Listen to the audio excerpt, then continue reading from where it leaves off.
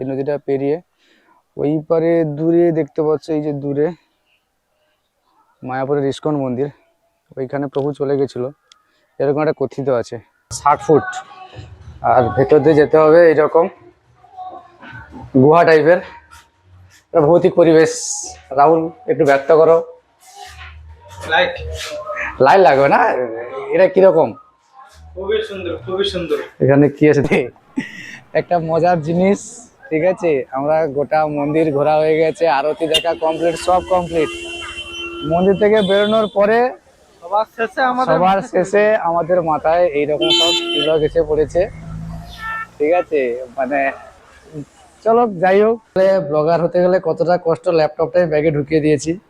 এই একটা phone, GoPro, power bank, আমার হচ্ছে এক্সটেনশন কোডের বোর্ডটা আনতে মনে নেই, মোবাইল ঠিকঠাক চার্জ করতে পারছি না।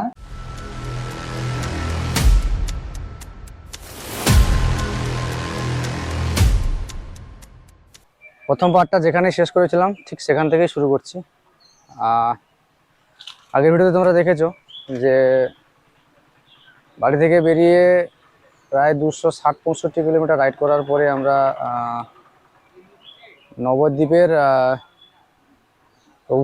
মহাপ্রভুর জন্মস্থানে পৌঁছেছি। তো চলো আজকের তোমাদের জন্মস্থান দেখাবো, যদি ভিতরে ভিডিও করার পারমিশন থাকে তো। আর এইরকম এই যে একজন রেডি হচ্ছে, খুবই ক্লান্ত বসে বসে, আর এই যে গাড়ির অবস্থা এরকম কিছুটা মোটামুটি। তো চলো ভিতরে যাই, গিয়ে দেখি কি আছে। এইরকম গেট, জয় জয় শ্রী জগন্নাথ মিশ্র পরমানন্দ, জয় বিশ্বরূপ নিতাই, জয় বিশ্বাম্বর। এই গেট দিয়ে প্রবেশ করলে এটা হচ্ছে মহাপ্রভু জন্মস্থান। আর প্রবেশ করলে সোজা যে মন্দিরটা দেখতে পাচ্ছ, ওই মন্দিরটা হচ্ছে মহাপ্রভুর মায়ের কোলে মহাপ্রভু আছে। আর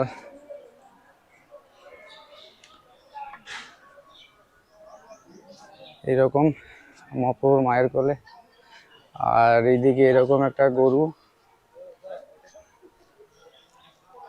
এরকম গরু বাছুর, এরকম একটা বেশ পার্ক টাইপের করে আছে। আর লুপ্ত তীর্থ উদ্ধার, বৈষ্ণব চূড়ামণি গৌরগত প্রাণশীল রাজমোহন দাস বাবাজি মহারাজ, 1923 সাল হইতে 1938 সাল। আচ্ছা, এই সব দেখেছো, সব মানত করেছে। আর গোশালাটা দেখাই, এইরকম সব বড় বড় কড়াই আছে। আর ওই যে সচিমাতা গোশালা, ওইটা হচ্ছে সচিমাতা গোশালা। এরকম একটা শ্রীকৃষ্ণ বসে আছে, এখনো গরু আছে ভেতরে, অত দূরে ওদের যেতে দেবে না আমাদেরকে। আর এরকম একটা শ্রী সচি অঙ্গন, এরকম সব ভুট্টা গাছ লাগানো আছে। আর ওই রকম ওইখানে একটা শিবের মন্দির আছে। এইরকম নদী, এই নদীটা পেরিয়ে ওই পারে দূরে দেখতে পাচ্ছ, এই যে দূরে মায়াপুরের ইস্কন মন্দির, ওইখানে প্রভু চলে গেছিল এরকম একটা কথিত আছে। তো এই সেই নদী, আর এইরকম সব ঘাট, এখানে সবাই স্নান টান করছে। আর এটা হচ্ছে মিষ্টি জলের নদী। চৈতন্য মহাপ্রভুর জন্মস্থানের ভিডিও বা মোবাইল ইউজ করতে পারো, তবে পারমিশন নিয়ে করতে পারো। নর্মালি ইউজ করার কোনো পারমিশন নেই, আমরা পারমিশন নিয়ে ভিডিওটা করলাম। তোমরা যদি কেউ করতে চাও ভিডিও, পারমিশন নাও, যদি পারমিশন পাও তাহলে করো, না হলে করার দরকার নেই। রাহুল গাড়ি চালাচ্ছে, আমরা একটু রোদ্দুরে ক্লান্ত হয়ে পড়েছি, আর যাচ্ছি ওই 61 ফিটের শ্রী চৈতন্য মহাপ্রভুর মূর্তিটা দর্শন করতে।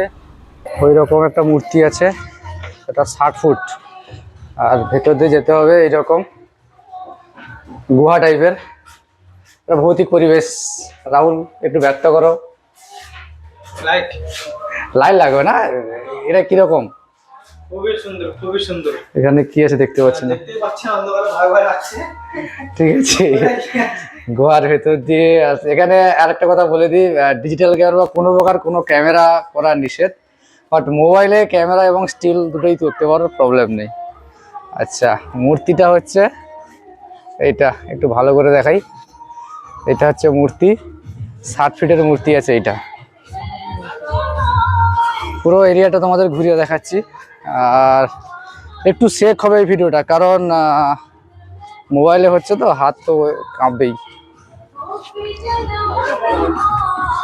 আর এটা হচ্ছে মূর্তির পেছনের দিকটা, আর এইটা এই এরিয়াগুলো। এবার এরকম একটা আছে, এরকম সব রাধাকৃষ্ণ আছে, চারিদিকে সব রাধাকৃষ্ণের ছবি।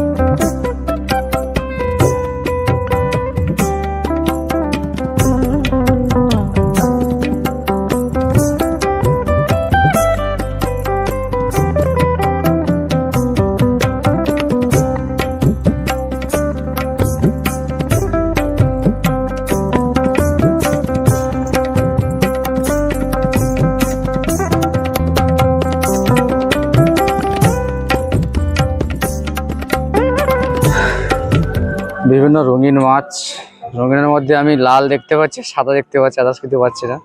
মোটামুটি মাছ আছে ওখানে। আর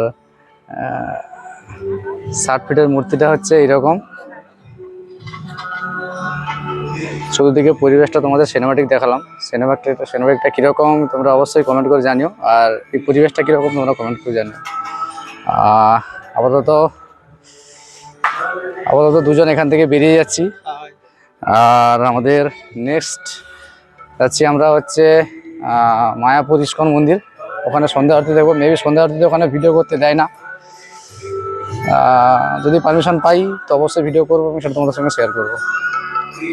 আর এখানে বেরোনোর মুখে এরকম একটা রাধাকৃষ্ণ যারা দোলনায় দুলছে।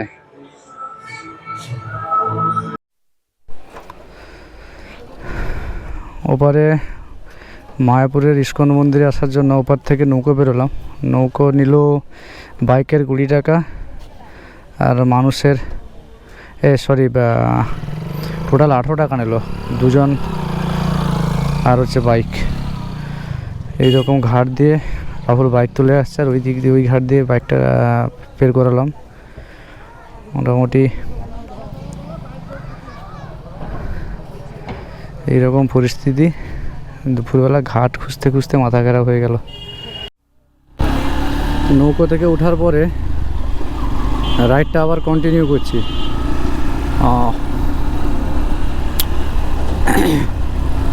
গুগল ম্যাপ অনুযায়ী 5 মিনিটের রাস্তা, 1.5 কিলোমিটারের রাস্তা। হেঁটেও যাওয়া যায়, অল্পখানিক রাস্তা। তো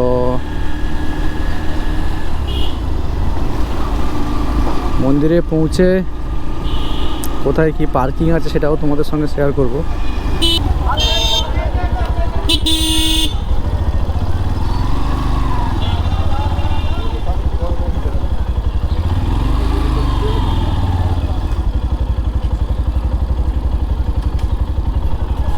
নাম না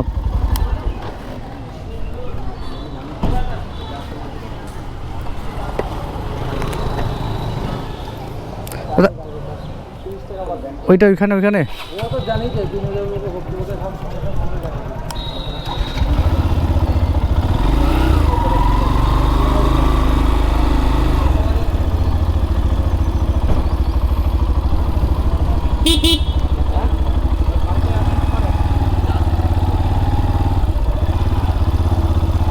এখন বাজে 7:06। মায়াপুরের ভিতরে ঢুকেছি। মায়াপুরের ভিতরের পরিবেশটা তোমাদেরকে দেখাই। ওইদিকে সব জুতো টুতো রাখা যায়, আর ওইদিকে মহাপ্রসাদ গোশালা স্টল। ওখানে ক্যামেরা এলাও নেই। ওই যে দূরে জায়ান্ট স্ক্রিনে ভিতরে আরতি হচ্ছে, ঠাকুরের মুখ দেখাচ্ছে। সন্ধ্যা আরতি দেখতে গেছিলাম, সন্ধ্যা আরতি দেখলাম, দেখে বেরিয়ে এলাম। ওখানে একটা আলাদাই পরিবেশ, তোমরা যারাই আসো না কেন সন্ধ্যা আরতিটা মিস করো না। সন্ধ্যা আরতি দেখতে গেলে এখানে জুতো রাখার কাউন্টার আছে, ওর উপরে মোবাইল আর ইলেকট্রনিক গ্যাজেট যা আছে, ক্যামেরা ফ্যামেরা সব ওখানে রাখা যায়। ইলেকট্রনিক গ্যাজেট রাখতে গেলে মোবাইল পিছু, যে কোনো ইলেকট্রনিক গ্যাজেটস পিছু 5 টাকা করে, জুতো ফ্রি অফ কস্ট। আর চলো পুরো গ্রাউন্ডটা তোমাদেরকে ঘুরিয়ে একবার দেখে নিই। এটা হচ্ছে শিলপ্রভুপাদ পুষ্প সমাধি মন্দিরে যাইবার পথ। এই দিকে আছে এরকম একটা পুকুর আছে, এখানে পুকুরটার জল এখন কমে গেছে। আর ওই দিকে ওইরকম একটা মন্দির আছে, অন্ধকার হয়ে গেছে, খুব একটা হয়তো গোপ্রতে বোঝা যাচ্ছে না। ওদের কাছে গিয়ে দেখানো যায়, দেখাচ্ছি। মোটামুটি মায়াপুরের ইস্কন মন্দির ঘোরা শেষ। এবার রুমের দিকে যাব, গিয়ে হোটেল থেকে জিনিসপত্র নিয়ে প্যাকিং করে বাইকে তুলে বাইক ছাড়বো। আর গেটটা যদি তোমাদেরকে দেখাই, গেটটা হচ্ছে এরকম, এরকম অনেকগুলো গেট আছে। একটা রাধে রাধে একটা মজার জিনিস, ঠিক আছে। আমরা গোটা মন্দির ঘোরা হয়ে গেছে, আরতি দেখা কমপ্লিট, সব কমপ্লিট। মন্দির থেকে বেরোনোর পরে সবার শেষে আমাদের মাথায় এইরকম সব তিলক এসে পড়েছে, ঠিক আছে। মানে চলো যাই হোক, পড়েছে। মোটামুটি 10 টাকা নিল আমাদের কাছে, নিল না, চাইনি কিছু, আমরা দিয়েছি। চাইনি, দিয়েছি। আচ্ছা, রাহুলের কাছে একটা কথা জানতে চাইবো, যে মন্দিরে যে আরতিটা দেখলে, আরতিটা কেমন ছিল? সত্যি বলতে মানে মুখে বলে বোঝাতে পারবো না। কেউ যদি কোনোদিন এসে থাকো তো ও একমাত্র বুঝতে পারবো যে এর মধ্যে কি আছে। যদি মানসিক কারো যদি চিন্তা থাকে যে মানসিকভাবে খুব ভেঙে পড়েছে, কোনোদিন মায়াপুরে এসো, ঠিক আছে, তখন দেখবে মানে সব চিন্তাই দূর হয়ে যাবে মাথা থেকে। একদম একদম একদম। মানসিক ডিপ্রেশন রিলিজ করার এরকম ভালো জায়গা হতেই পারে না, ঠিক আছে। খুব ভালো জায়গা। তবে সকালে না, তোমাকে সন্ধ্যায় থাকতে হবে। এই সময়টা 6:30 থেকে আরতির সময়টা দেখা অত্যন্ত জরুরি, কারণ আরতিটাই এখানে মার্ভেলাস হয়। আমি আগেও একবার এসেছি। আর যদি তোমরা কেউ পারো রাস পূর্ণিমাতে এসো, দেখবে আরো ভালো মজা হয়। চলো, রাধে রাধে। রাধে রাধে। 500 টাকার রুম, এইরকম একটা খাট আছে, এরকম জানলা, ছোট্ট একটা ব্যালকনি আছে। এই যে এরকম একটা ব্যালকনিটা, চেয়ার আছে, কোনো টিভি নেই, কিছু নেই। আর বাথরুমটার পরিস্থিতি দেখিয়ে দিই। বাথরুমটা হচ্ছে এরকম, গিজার আছে, লাইটও আছে বাথরুমে একটা, মোটামুটি পরিষ্কার পরিচ্ছন্ন। লাইট জ্বলে না, বাথরুমে লাইট জ্বলে না, যাই হোক। আর ব্লগার হতে গেলে কতটা কষ্ট, ল্যাপটপটাই ব্যাগে ঢুকিয়ে দিয়েছি। এই একটা ফোন, গোপ্রো, পাওয়ার ব্যাংক। আমার হচ্ছে এক্সটেনশন কোডের বোর্ডটা আনতে মনে নেই, মোবাইল ঠিকঠাক চার্জ করতে পারছি না। এই যে একটা লাগেজ, ঠিক আছে। সব রাইডিং কিট যে পড়ে আছে, এই হেলমেট, এই 2জন এসছি, 4 জোড়া জুতো। যাই হোক, মোটামুটি এইরকম পরিস্থিতি। যাই হোক, ঠিক আছে, চলো মোটো ব্লগিং সেটআপে তোমাদের সঙ্গে দেখা হচ্ছে।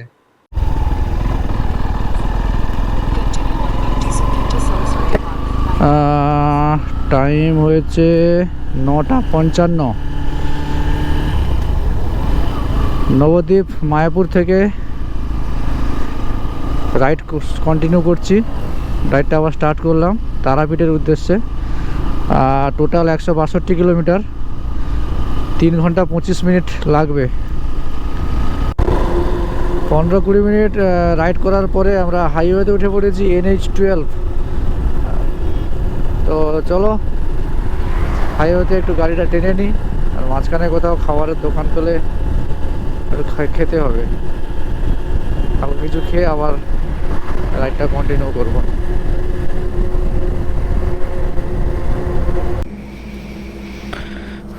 দাদা আসলাম।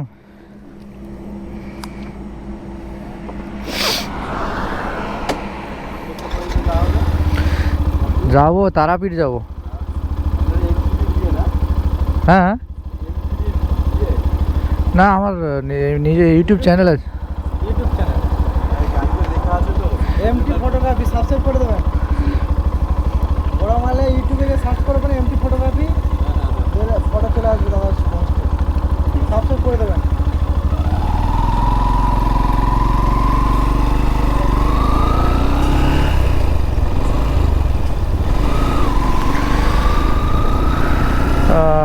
ওই দোকানটাতে দাঁড়িয়ে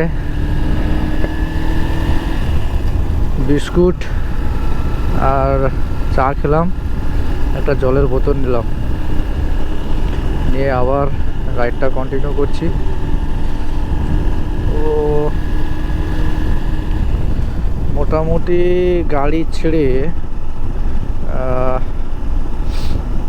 প্রায় 35 কিলোমিটার কমপ্লিট করে ফেলেছি।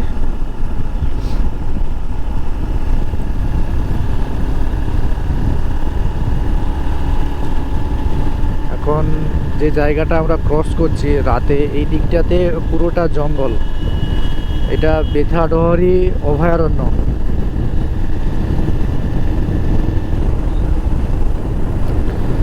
আজকের আমাদের প্রথম টোল, কিন্তু যেহেতু আমার বাইক, তো সেই কারণে আমাকে টোল দিতে হবে লাই।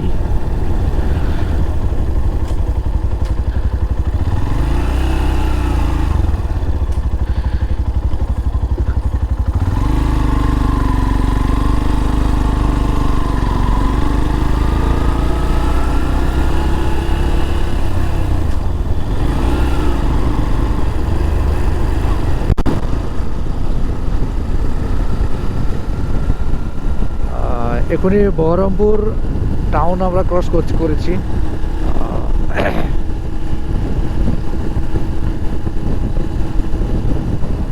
মোটামুটি প্রায় 50-55 কিলোমিটার রাইড কমপ্লিট করে ফেলেছি।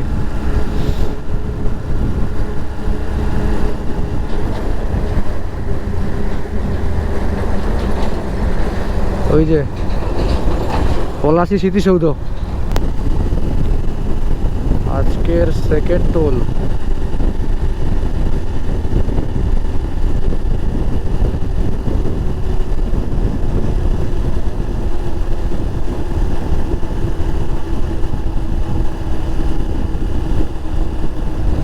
বহরমপুর ফারাক্কা।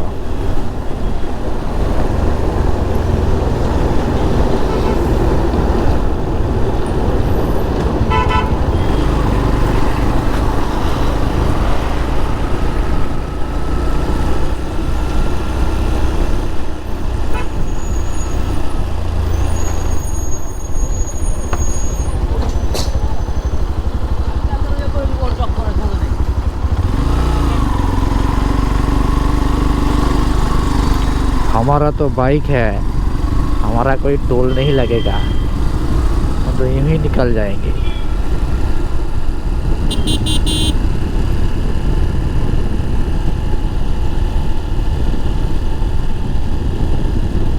পানাগড়, বোলপুর, রামপুরহাট। আমরা যাব রামপুরহাট।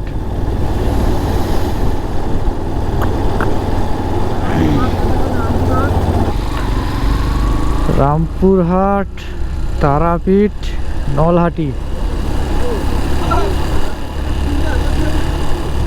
হ্যাঁ,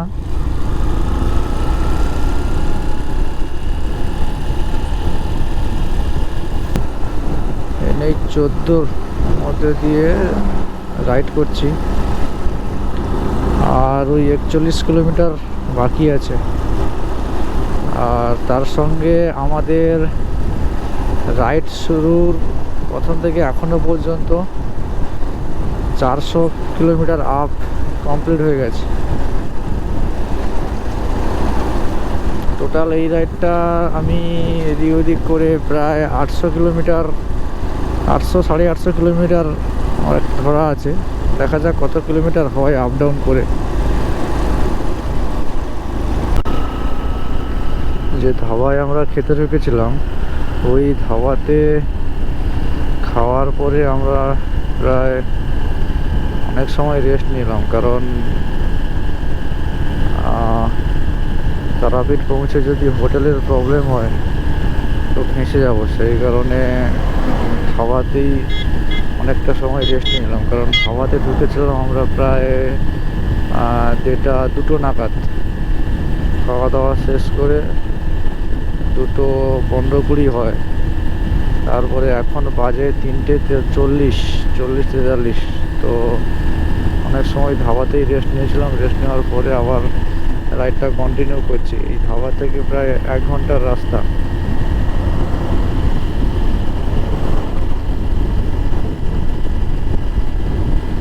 আর ভোরের দিকে ভালোই ঠান্ডা লাগছে। তো পৌঁছে প্রথমে আমাদের একটা রুম নিতে হবে, ফ্রেশ হতে হবে, ফ্রেশ হয়ে মন্দিরে পুজো দিতে যাব। ফাইনালি তারাপীঠের রাস্তা ধরে নিয়েছি, আর 5 কিলোমিটার তারাপীঠের রাস্তা। তো আর একটা কথা না বললে নয়,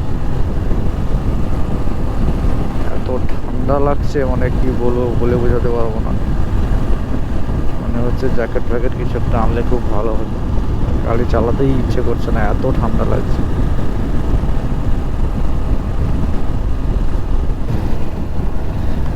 তারাপীঠের মেন গেট কতটা আসছে জানি না, অন্ধকার হয়ে আছে।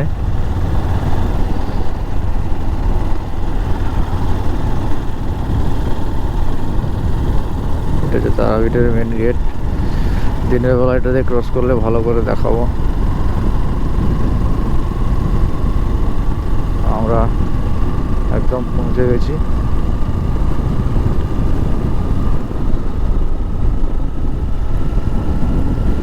হোটেলগুলো আস্তে আস্তে শুরু হয়ে গেছে, দেখতে পাচ্ছ।